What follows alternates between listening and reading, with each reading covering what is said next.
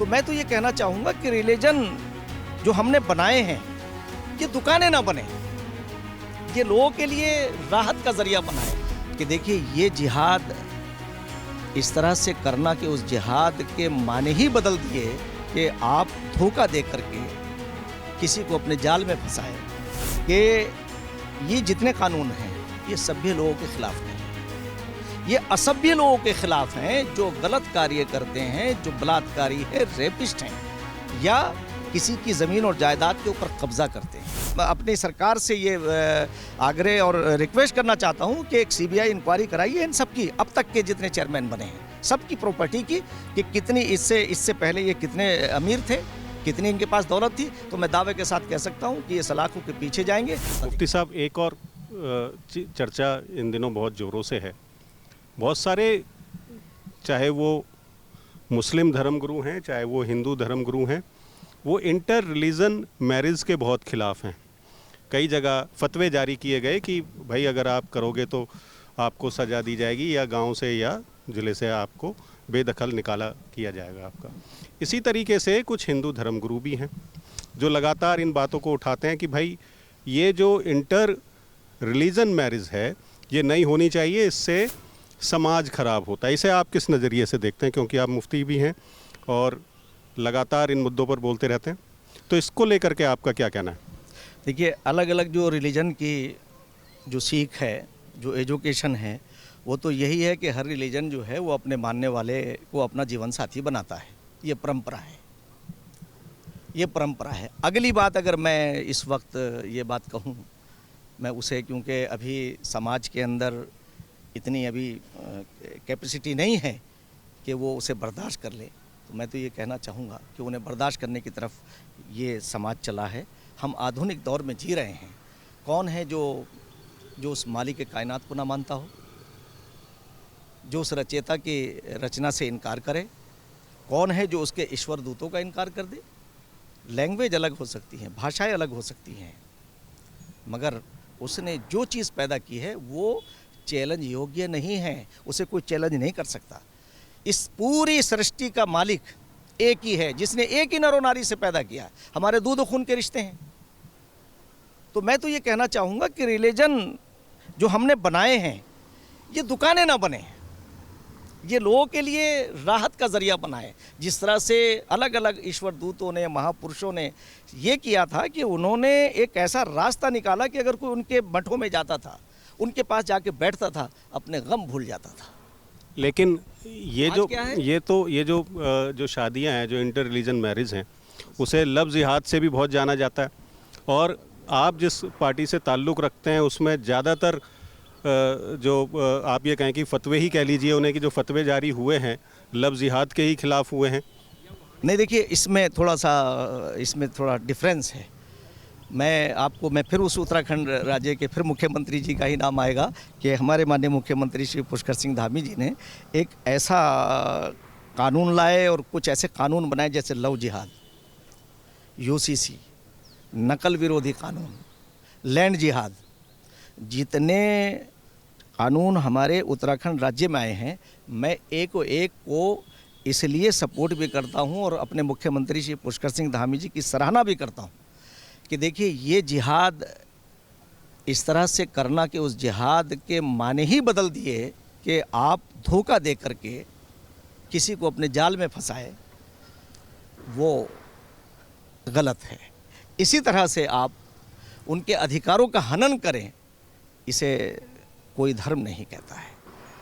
Land जिहाद यानी ज़मीनों के ऊपर आप कब्ज़ा करें, कीमती ज़मीनों पे कब्ज़ा करें, सरकार की संपत्ति को कब्ज़ाएं और वहाँ आप कोई धर्म स्थल बना दें, तो ये मैं समझता हूँ ये कानून उनके ख़िलाफ़ हैं। मैंने एक बात और कही जो मेरे मन में आ रहा है, आपके साथ शेयर करता हूँ कि ये जितने कानून हैं ये सभ्य लोगों के ख़िलाफ़ नहीं है, ये असभ्य लोगों के ख़िलाफ़ हैं जो गलत कार्य करते हैं, जो बलात्कारी है, रेपिस्ट हैं या किसी की ज़मीन और जायदाद के ऊपर कब्ज़ा करते हैं या महिलाओं के साथ में अत्याचार करते हैं। मेरा अगला सवाल भी इसी से जुड़ा हुआ है मुफ्ती साहब, कि ये जो वक्फ बोर्ड का जो मसौदा है पार्लियामेंट में रखा गया, उसके बाद लंबी खासी उस पर बहस हुई, जेपीसी का गठन हो गया और अभी उस पर मीटिंग का दौर चल रहा है।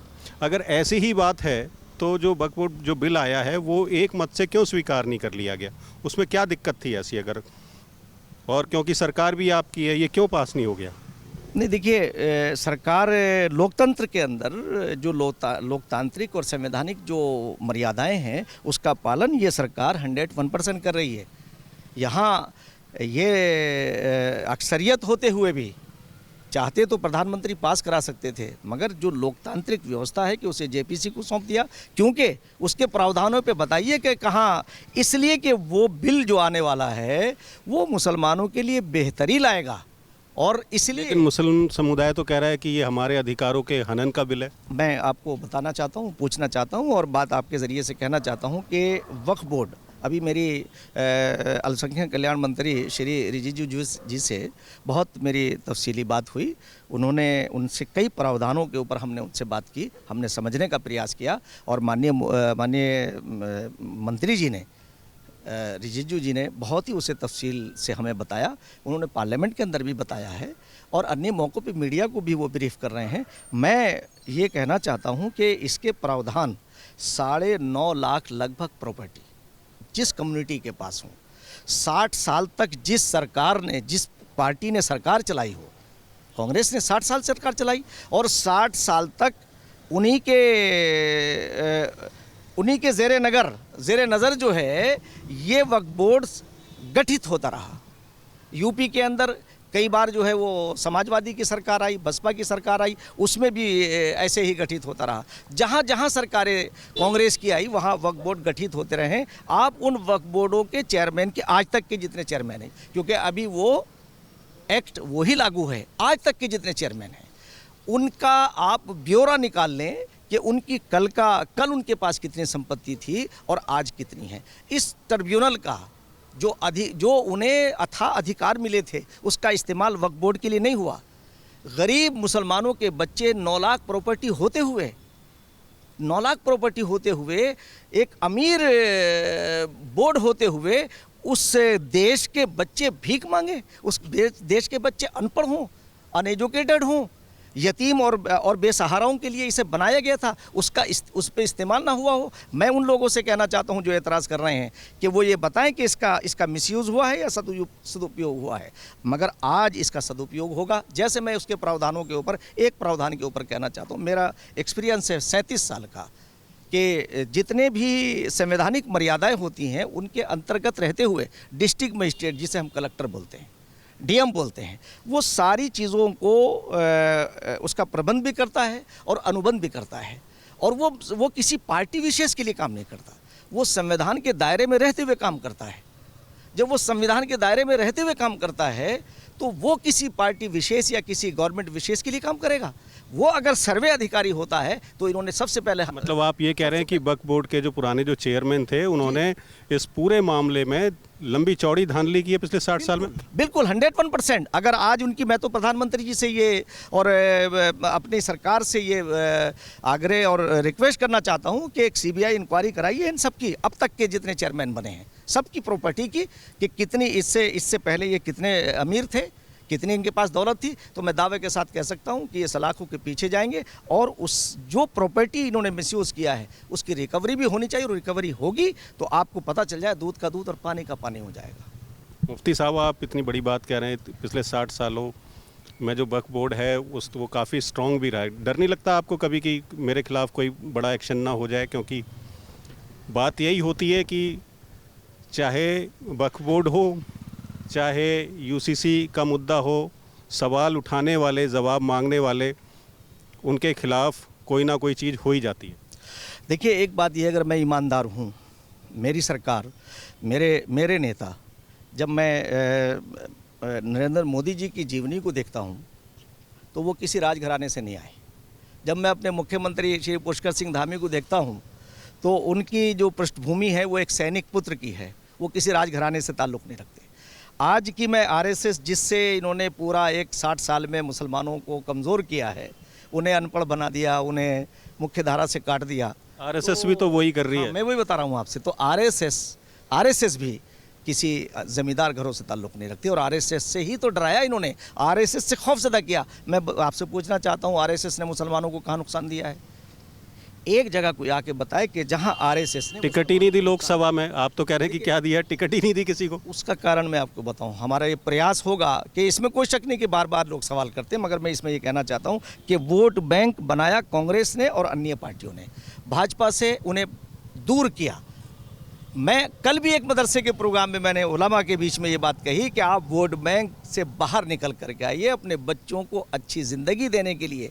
आप इस लोकतंत्र के अंदर ये किसी एक पार्टी की का मुल्क नहीं है, ये मुल्क हम सबका है। हम वोट, मेरा और प्रधानमंत्री का वोट बराबर है, आपका और मेरा वोट बराबर है। जब देश ये विभाजन हुआ, अगर उस वक्त आम मुसलमानों का, आम हिंदुओं का वोट अगर उस वक्त शामिल होता और वो वोट ज़्यादा अधिकार होता तो नहीं, ज़्यादा नहीं, ये देश तकसीम नहीं होता। तो आरएसएस बात करती है इन्वायरमेंट की। नहीं, मैं इस बार की बात कर रहा हूँ कि अगर मुस्लिम उम्मीदवारों को अगर टिकट मिलता लोकसभा में तो सीटें बढ़ जाती क्या? देखिए, मैं आपको ये बताऊं कि दरअसल जो मैं ये भी कहूँगा कि खेत को बाढ़ खा रही या बाढ़ को खेत खा रहा है।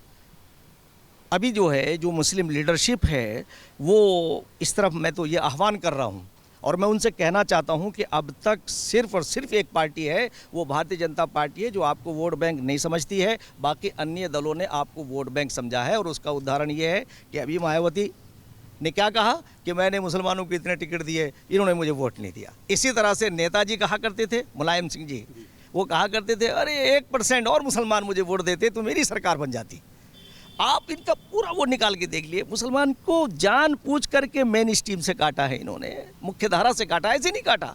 मैं तो मुख्य धारा की तरफ आ रहा हूँ, नीचे से निकल करके आ रहा हूँ। जब मैं अध्ययन कर रहा हूँ, मैं देख रहा हूँ कि मोहन भागवत जी की बैकग्राउंड एक आम आदमी की है, नरेंद्र मोदी जी की बैकग्राउंड एक आम आदमी की है, हमारे मुख्यमंत्री पुष्कर सिंह धामी की बैकग्राउंड एक आम आदमी की है। सवाल तो यहीं फिर दोबारा से वहीं खड़ा हो जाता है ना कि चाहे वो आरएसएस हो, चाहे बीजेपी हो, मुसलमानों की बात होती है, लेकिन मुसलमानों को कोई ना तो बड़ा पद, ना कोई मंत्री पद।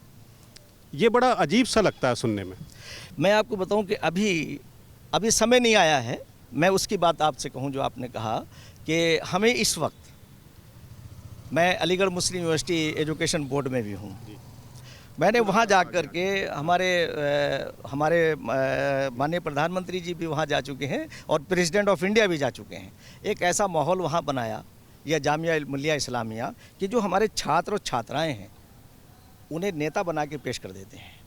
मेरा ये मानना है कि मुसलमानों को या किसी भी कम्युनिटी को, जो डेवलप कम्युनिटी होगी, उसे नेताओं से ज़्यादा ज़रूरत आईएएस और आईपीएस की है, डॉक्टर और इंजीनियर की है।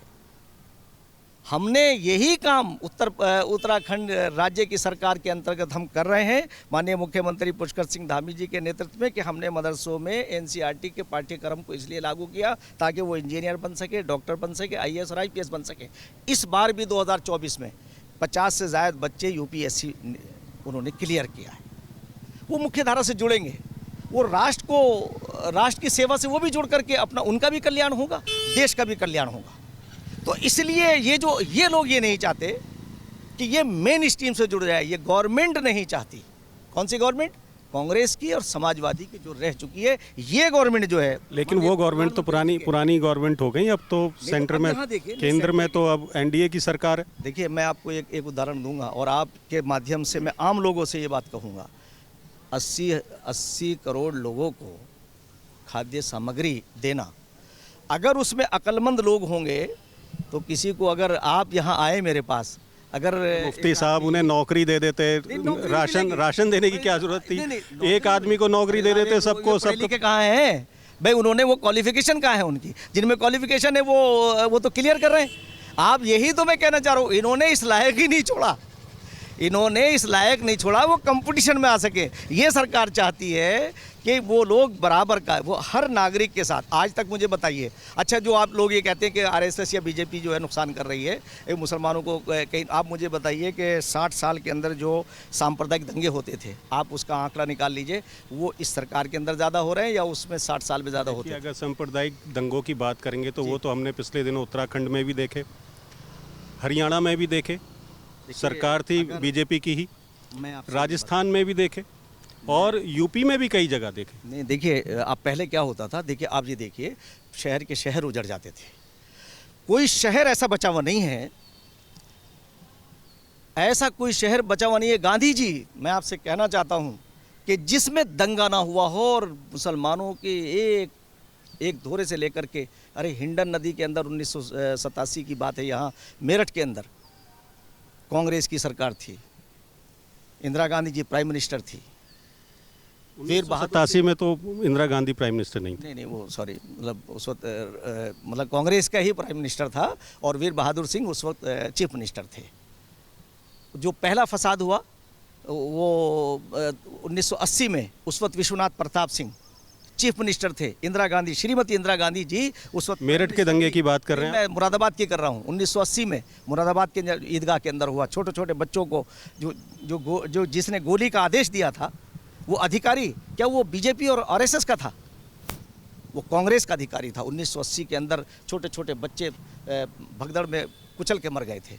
हज़ारों लोगों की हत्या हुई थी वहाँ, सैकड़ों लोग मरे थे, लाखों लोगों की हत्याएं हुई हैं। सांप्रदायिक दंगों में मुसलमानों की, हिंदुओं की भी हुई, उनके भी जानो माल का नुकसान हुआ। आज पूरा देश दंगा मुक्त है। उसी का रिजल्ट है कि मुस्लिम बच्चे हों या नॉन मुस्लिम बच्चे हों, वो एजुकेशन से जुड़े हुए हैं, पीस है, इसलिए आगे बढ़ रहे हैं। आज देश का मान सम्मान, इंदिरा गांधी तो बहुत ही सख्त प्राइम मिनिस्टर कही जाती थी, मगर देश का क्या था, जब हम विदेश जाते थे तो हमारी जो हैसियत थी वो एक, हमें क्या कहा जाता था जब देश आज़ाद हुआ, ये सपेरों का देश कहा जाता था।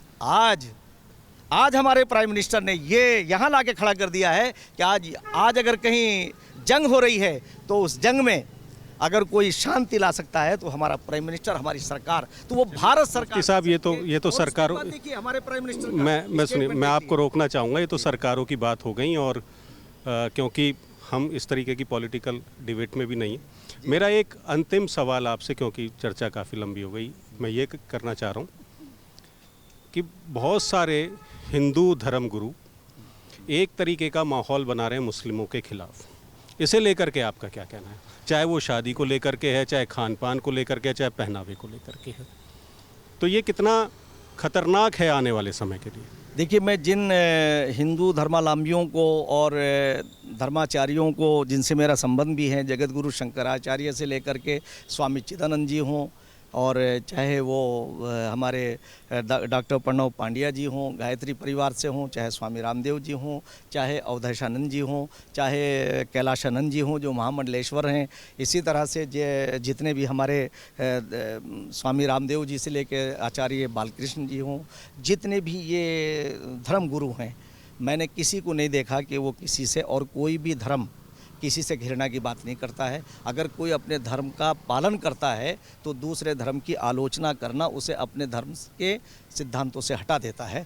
मैं उन लोगों से रिक्वेस्ट करूंगा कि तमाम इंसान, मैं तो ये कहता हूं कि संसार का पहला जो ग्रंथ है, जो ज्ञान है, वो वेद है, और अंतिम जो वाणी है वो कुरान है, और दोनों का सार, सारे धर्मों का सार है, एको ब्रह्म द्वितीय नास्ते नेहना नास्ते किंचन वादहु ला शरीक, वन गॉड विदाउट सेकंड, अव्वल अल्लाह नूर उपाय कुदरत के सब बंदे, एक ही नूर से सब जग उपजे, कौन भले कौन बंदे। जब सारा संसार एक ही नरो नारी की संतान है तो कोई भी धर्माचार्य और किसी भी धर्म का मानने वाला उसे ये उसे ये मैसेज नहीं देना चाहिए कि ये कायनात के अंदर या इस दुनिया के अंदर कहीं भेदभाव रहित समाज की बात करनी चाहिए। अगर ईश्वर की प्राप्ति करनी है तो ईश्वर की प्राप्ति इसमें नहीं मिलेगी।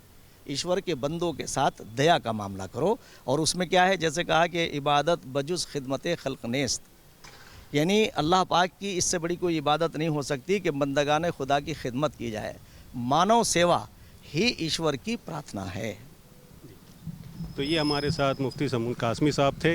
इन्होंने काफ़ी मुद्दों पर हमसे बात की, चाहे वो वक्फ बोर्ड का मामला हो, चाहे यूसीसी का मामला हो, हर मुद्दे पर खुल के बात की और बताया कि यूसीसी जो है कानून, वो एक ऐसा कानून है जिसमें सभी को समान जो है वो न्याय मिले। कैमरामैन गौरव गुप्ता के साथ मैं रविंद्र कुमार, दिल्ली, सौगंध टीवी। आप देख रहे हैं सौगंध टीवी, सौगंध वतन की।